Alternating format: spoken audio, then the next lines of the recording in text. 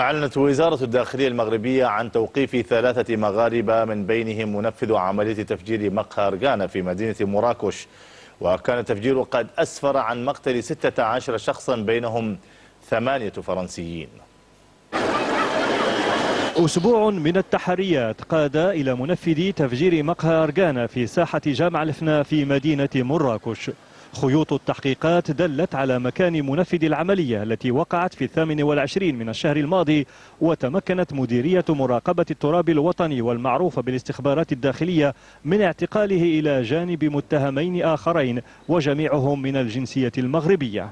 وأعطت وزارة الداخلية المغربية معلومات عن المتهمين الثلاثة، وقالت إن منفذ العملية متشبع بالفكر الجهادي وموال لتنظيم القاعدة، كما سبق له أن قام بعدة محاولات للالتحاق ببعض بؤر التوتر خاصة في الشيشان والعراق قبل أن يقرر القيام بعملية إرهابية داخل المغرب.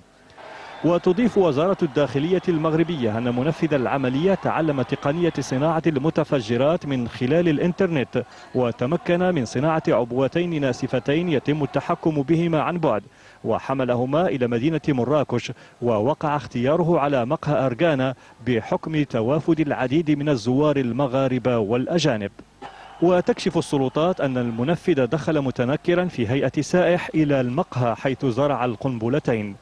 المتهمون الثلاثة هم الآن تحت تحقيق مكثف تحت إشراف النيابة العامة، وسيتم إحالتهم إلى القضاء لاستكمال الإجراءات القانونية. وعثر المحققون من خلال التحريات الأولية على بقايا مواد متفجرة وبعض الأدوات التي تم التخلص منها بعد تنفيذ التفجير الذي خلف 16 قتيلا بينهم 8 فرنسيين.